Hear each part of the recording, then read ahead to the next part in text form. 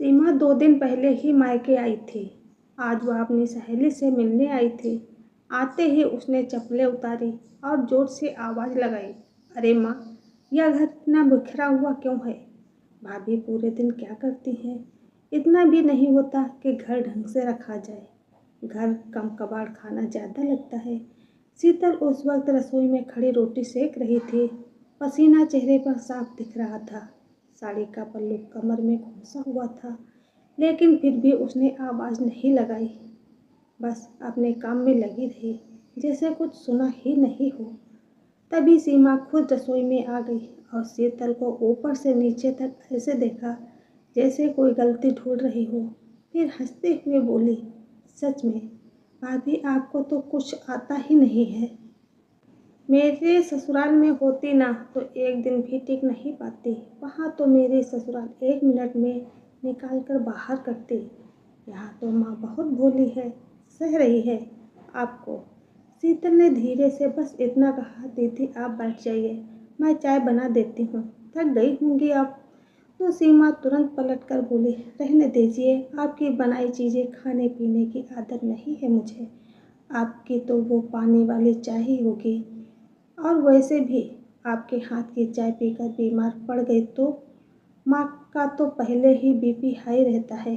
और फिर बाहर जाकर अपनी माँ के पास बैठ गई और वहीं से शुरू हो गया दोनों का मिलन, दोनों का मिलकर ताने मारना। देखो माँ, अपनी बहू को न सलीका है न काम करने का तरीका। घर में झाड़ू तक नहीं लगा, बिस्तर बिखरे पड़े हैं और खाना पूछो मत। भाई को फंसा लिया इसने। और जमुना देवी भी जैसे इंतजार में ही बैठी थी। बोली, हाँ बेटी, मैंने तो पहले ही कहा था ये लड़के हमारे घर के लायक नहीं है। ना शक्ल है, ना अक्ल है, ना काम। लेकिन बेटे ने तो जिद कर ली थी, तो क्या करते, अब भुगत रहे हैं। शर्मा जी की बहू को तो देखो कितनी होशियार है। और एक यह है, यह तो पैर की जूती भी नहीं है उसकी। शीतल सब सुन रही थी।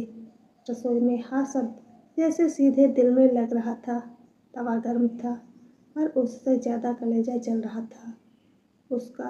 लेकिन उसने आज भी खुद को रोक रखा था, क्योंकि उसे घर में शांति बनाकर रखनी थी। तभी सीमा फिर जोर से चिल्लाई, और माँ, आप इसकी ज़्यादा तरफदारी मत किया करो, वरना यह सिर पर चढ़ जाएगी। आज चुप है, कल जवाब देगी। और यह सुनकर शीतल के हाथ एक पल के लिए रुक गए। तवे पर रोटी जलने लगी, धुआं उठने लगा, लेकिन उसने फिर भी खुद को संभाल लिया। आंसुओं को गिरने ही नहीं दिया। थोड़ी देर बाद जब सब खाना खाने को बैठे तो सीमा ने प्लेट में सब्जी लेते हुए मुंह बना लिया। छी, यह क्या बनाया है भाभी? इतना बेस्वाद खाना कोई कैसे खा सकता है? ना नमक, ना मिर्च, फीका, बिल्कुल आपकी तरह। और प्लेट को ऐसे साइड में कर दिया जैसे खाना खाने के लायक ही ना हो। जमुना देवी ने भी कौर नहीं तोड़ा। तभी शीतल ने पहली बार सिर उठाकर सीधे उसकी तरफ देखा। आंखें लाल थी पर आवाज़ में ठहराव था। और बिना आवाज़ ऊंची किए बोली, दीदी, अगर आपको इतना ही खाना खराब लगता है तो अब खुद बना लीजिए। मायके 2 दिन के लिए आई हो तो मेहमान हो, मेहमान बनकर रहो, मालकिन बनकर नहीं।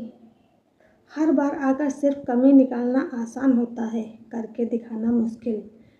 टेबल पर अचानक सन्नाटा छा गया। शीतल ने आज पहली बार सीधा जवाब दे दिया था और सीमा की आंखों में गुस्सा साफ दिखने लगा। लेकिन इस बार शीतल की आंखों में डर नहीं था। वो पहली बार सीधे आंखों में देख रही थी, जैसे उसने मन ही मन कुछ तय कर लिया हो। अब यह रोज रोज का किस्सा ऐसे नहीं चलेगा। सीमा ने जैसे ही शीतल की बात सुनी, उसका चेहरा एकदम सख्त हो गया और उसने प्लेट जोर से टेबल पर रख दी। क्या कहा तुमने? अभी अभी अपने से बड़े से ऐसे बात करती हो? तुम्हारी हिम्मत कैसे हुई मुझे जवाब देने की? 2 कौड़ी की औकात नहीं है और जुबान देखो। और यमुना देवी तुरंत बीच में बोल पड़ी, देख लिया असली रंग? मैंने तो पहले ही कहा था यह लड़की एक दिन सर पर चढ़ जाएगी। सांप को दूध पिलाओगे तो डसेगा ही।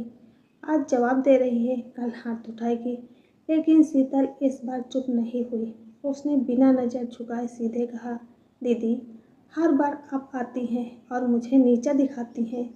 मैं अब तक चुप रही थी, इसका मतलब यह नहीं है कि मुझे कुछ समझ नहीं आता।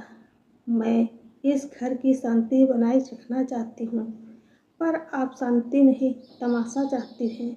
सीमा हंस पड़ी। वो भी ताने मारते हुए बोली, अच्छा तो अब तुम हमें सिखाओगी कि घर कैसे चलता है?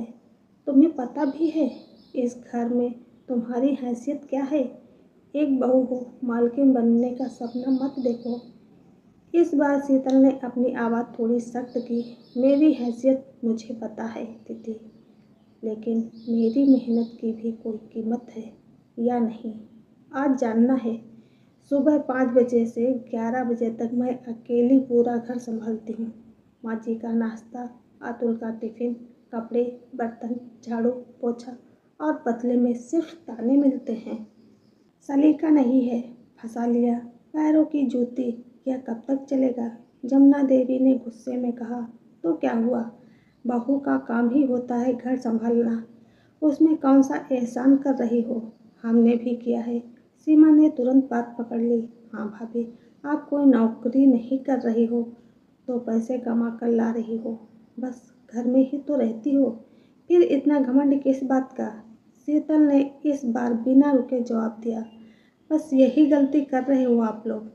आपको लगता है कि मैं कुछ कर नहीं सकती क्योंकि मेरी सैलरी नहीं आती, लेकिन इस घर का हर काम अगर मैं छोड़ दूँ ना एक भी दिन, तो सबको पता चल जाएगा कि मैं क्या करती हूँ और मेरी क्या कीमत है। इतने में अतुल बोला, जो बहुत देर से वहीं बैठा हुआ था और अब तक चुपचाप सब देख रहा था। उसने धीरे से कहा, शीतल, बात को इतना मत बढ़ाओ। लेकिन शीतल तुरंत उसकी तरफ मुड़ी और गुस्से से सीधा बोली, हर बार मैं ही क्यों चुप रहूं अतुल? आपने कभी एक बार भी मेरे लिए आवाज़ उठाई? जब आपकी बहन मुझे ताना मारती है तब आप चुपचाप, जब आपकी बहन मुझे ताना मारती है तब आप चुप, जब माँ जी मुझे पैरों की जूती बोलती हैं तब आप चुप, आज जब मैं बोल रही हूँ तो मुझे चुप करा रहे हो। आज तो आपको भी जवाब देना पड़ेगा। पूरा माहौल एकदम भारी हो गया था। सीमा अब और ज़्यादा भड़क चुकी थी। उसने माँ से कहा, देख रही हो ना माँ, अगर इसे अभी नहीं रोका तो यह कल हमें ही घर से निकाल देगी। और जमुना देवी ने गुस्से से उंगली नचाते हुए शीतल से कहा, अगर इतनी ही दिक्कत है ना तो यह घर छोड़कर क्यों नहीं चली जाती? हमारे घर में रहकर हमें ही सुनाएगी। तो ठीक है माँ जी, अगर बात यहाँ तक आ गई है ना तो मैं आज ही साफ कर देती हूँ कि कौन इस घर में रहेगा और किस शर्त पर रहेगा, क्योंकि अब यह रोज़ रोज़ की बेइज्जती मैं नहीं सहन करने वाली। उसकी आंखों में इस बात जिद साफ थी, जैसे उसने अंदर ही अंदर कोई बड़ा फैसला ले लिया हो।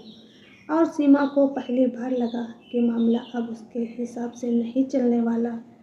शीतल की बात सुनकर कुछ सेकंड के लिए पूरा घर जैसे थम गया था, लेकिन सीमा ने तुरंत कुर्सी पीछे खिसकाई और खड़ी होकर तेज आवाज़ में बोली, बहुत उड़ने लगी हो भाभी, लगता है अब तुम्हें तुम्हारी औकात याद दिलानी पड़ेगी। 2 दिन की आई हो और घर की मालकिन बनने चली हो। और जमुना देवी भी उसके साथ खड़ी हो गई, बोली, हाँ अभी फैसला कर लेते हैं। अगर इस घर में रहना है तो हमारे हिसाब से रहना होगा। सुबह 4 बजे उठना, सबकी सेवा करना, जम जुबान बंद रखना, दरवाज़ा खुला है, जा सकती हो। मायके में जाकर नखरे दिखाना। शीतल ने भी इस बार पीछे हटने की जगह एक कदम और आगे बढ़ाया। सीधा बोली, ठीक है तो आज साफ बात कर लेते हैं। मैं भी देखना चाहती हूँ इस घर में मेरी जगह क्या है, क्योंकि अब तक तो मैं सिर्फ काम करने वाली बाई बनी रही, बिना सैलरी, बिना छुट्टी, बिना इज्जत। लेकिन आज हिसाब बराबर होगा। यह सुनकर दोनों कुछ पल के लिए चुप हो गई। सीमा ने फिर से ताना मारा, अच्छा तो अब हिसाब किताब भी होगा। पहले खुद तो देखो तुम लाई ही क्या थी। इस घर में जो इतना बोल रही हो, कुछ सस्ते बर्तन, पुरानी साड़ियाँ हमारे स्टेट से तो मैच ही नहीं करती हो तुम। तभी शीतल ने तुरंत जवाब दिया, मैं क्या लाई थी यह छोड़िए, मैं रोज़ क्या देती हूँ वह देखिए। सुबह से रात तक इस घर का हर काम बिना रुके करती हूँ। किसी ने कभी पूछा कि मैं थकती हूँ या नहीं, बीमार हूँ या नहीं, और बदले में सिर्फ ताने मिलते हैं। जमुना देवी ने हाथ उठाकर कहा, बस बहुत हो गया यह नाटक। अगर इतना ही दुख है तो निकल जाओ यहाँ से, हमारे बेटे की ज़िंदगी खराब मत करो। कुलच्छनी कही कि जिस दिन से आई हो मनहूसियत फैला के रखी है। सास के मुंह से इतना सुनते ही शीतल ने अतुल की तरफ देखा। उसकी आंखों में बस एक सवाल था, क्या आप भी यही चाहते हैं अतुल? आपकी माँ मुझे घर से बाहर निकाल रही है, आप चुप हैं। अतुल एक पल के लिए चुप रहा। उसने नज़रें चुरा ली और धीरे से बोला, शीतल बात को इतना मत बढ़ाओ, तुम सॉरी बोल दो, बस सब ठीक हो जाएगा। लेकिन शीतल ने तुरंत बात को काट दिया, नहीं अतुल, अब और नहीं, सब ठीक हो जाएगा। यह सुनते सुनते 2 साल हो गए। आज आपको बोलना पड़ेगा अतुल, आप मेरे साथ हैं या नहीं, क्योंकि हर बार चुप रहकर आपने इनकी हिम्मत और बढ़ाई है। शीतल की आवाज़ में कंपन नहीं था, सिर्फ फैसला था। सीमा बीच में कूद पड़ी, देखा माँ, मैंने तो कहा था ना, यह लड़की घर तोड़कर ही मानेगी। यह तो पहले से ही प्लान कर कर आई है। इसके मायके वालों ने सिखा पढ़ाकर भेजा है इसे। जमुना देवी ने भी उसी लहजे में कहा, हमारे घर में रहकर हमें ही चुनौती दे रही हो। 2 कौड़ी की लड़की हमने पाला खिलाया पहनाया और आज आंखें दिखा रही है। कुल का नाश करेगी यह। शीतल ने इस बार बिना गुस्सा दिखाए बिल्कुल साफ आवाज़ में कहा, मैं किसी के कुल का नाश नहीं करने आई हूँ माँ जी, लेकिन खुद को हर दिन अपमानित भी नहीं होने दूंगी। अगर इस घर में मुझे इज्जत नहीं मिल सकती तो मैं यहाँ एक दिन भी नहीं रुकूंगी, और यह फैसला लेने में मैं हिचकिचाऊंगी भी नहीं, क्योंकि सहना भी एक हद तक ठीक है, उसके बाद तो वो कायरता बन जाती है। इतना कहकर वो चुप हो गई, लेकिन उसकी खामोशी ही सब पर भारी थी, क्योंकि इस बार वह रो नहीं रही थी, ना ही समझौता कर रही थी, बस सीधा खड़ी थी, जैसे अब जो होगा साफ होगा। अगला कदम भी जो होगा वह पूरे घर की दिशा बदल देगा। कुछ सेकंड ऐसे ही बीते जैसे किसी को समझ ही नहीं आ रहा हो कि अब क्या हो जाए, लेकिन शीतल ने खुद की चुप्पी तोड़ी और सीधे अतुल की तरफ देखते हुए बोली, मैं आखिरी बार पूछ रही हूँ अतुल, तुम मेरे साथ हो या नहीं? क्योंकि अगर आज भी तुम चुप रहे तो फिर मुझे भी अपना रास्ता चुनना पड़ेगा, और फिर वह रास्ता इस घर के दहलीज से बाहर जाता है, हमेशा के लिए। अतुल कुर्सी से उठा, लेकिन इस बार उसके चेहरे पर पहले वाला ढीलापन नहीं था। आंखों में शर्म थी, गुस्सा था, पर खुद पर। उसने एक नज़र अपनी माँ और बहन की तरफ देखा, फिर शीतल की तरफ, और साफ आवाज़ में बोला, अब तक मैं चुप रहा कि घर में शांति बनी रहे, लेकिन आज जो हुआ वो गलत है, बहुत ही गलत। मैं अपनी बीवी को और बेइज्जती नहीं कर सकता। इस घर में मेरी पत्नी को इज्जत मिलनी ही चाहिए। तो फिर यह घर मेरे लिए नहीं है। सीमा एकदम भड़क गई, क्या मतलब तुम्हारा अतुल? तुम अपनी ही माँ और बहन के खिलाफ खड़े हो रहे हो, एक औरत के लिए जिसने 2 साल से हमारा जीना हराम कर दिया। लेकिन अतुल ने पहली बार बिना डरे जवाब दिया, गलत के खिलाफ खड़ा होना पड़ता है दीदी, चाहे वह कोई अपना हो। और माँ, आपने भी आज तक जो कहा वह ठीक नहीं था। निकल जाओ यहाँ से, कुलच्छड़ी है।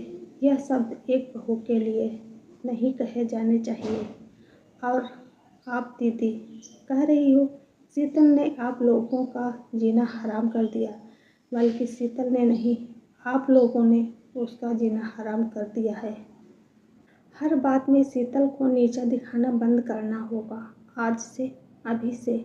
जमुना देवी को जैसे यकीन ही नहीं हो रहा था कि उनका बेटा ऐसे बोल सकता है। उन्होंने गुस्से से कहा, अच्छा, तो अब बहू ने तुम्हें हमारे खिलाफ कर ही दिया। लेकिन अतुल ने शांत रहते हुए कहा, नहीं माँ, आज पहली बार मैंने खुद देखा और समझा कि शीतल हर दिन क्या समझती है। और यह अब नहीं चलेगा। शीतल वहीं खड़ी सब सुन रही थी। उसकी आंखों में आंसू थे, लेकिन इस बार वह कमजोरी के नहीं। कुछ देर तक कोई कुछ नहीं बोला। शीतल ने साफ शब्दों में कहा, क्योंकि हर बार बोलने से पहले मुझे ही गलत ठहराया जाता था, लेकिन अब नहीं। अब इस घर में रहूंगी तो इज्जत के साथ रहूंगी, और अगर फिर भी मुझे नीचा दिखाया गया ना, तो मैं बिना एक शब्द बोले चली जाऊंगी और फिर कभी वापस नहीं आऊंगी। शीतल की बात खत्म होते ही वह चुपचाप कमरे में चली गई और अलमारी खोलकर अपना बैग निकाल लिया। उसने बिना रोए अपने कपड़े रखना शुरू कर दिए। इस बार उसके हाथ कांप नहीं रहे थे, क्योंकि वह डरकर नहीं, फैसला लेकर खड़ी थी। बाहर हाल में पहली बार सन्नाटा था। सीमा को लगा था कि हर बार की तरह शीतल रोएगी, समझौता करेगी और चुप हो जाएगी, लेकिन आज वह सच में जाने की तैयारी कर रही थी। अतुल ने भी साफ कह दिया, अगर शीतल इस घर से गई तो मैं भी उसके साथ जाऊंगा। यह सुनते ही जमुना देवी के चेहरे का रंग उड़ गया। उन्हें पहली बार एहसास हुआ कि जिस बहू को वह रोज अपमानित करती थी, उसके जाने से सिर्फ एक लड़की ही नहीं जाएगी, उनका बेटा और घर की शांति भी चली जाएगी।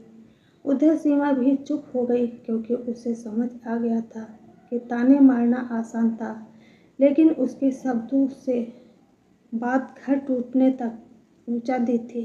पहली बार माँ बेटी को अपनी बातों का वजन महसूस हुआ था, और पहली बार उन्हें डर लग रहा था कि कहीं अपनी ही जिद में वे सब कुछ न खो दें। फिर जमुना देवी ने नजरें नीची कर ली और धीमी आवाज में कहा, ठीक है, अगर तुम्हें इतना बुरा लगता है तो पहले क्यों नहीं बोली।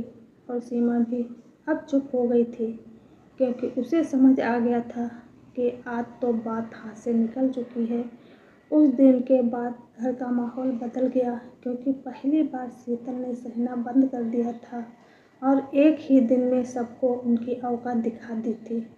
फैसला साफ था, या तो इज्जत के साथ रहना है या फिर अलग रास्ता चुनना है। और इस बार शीतल ने अपने लिए रास्ता खुद तय कर लिया था।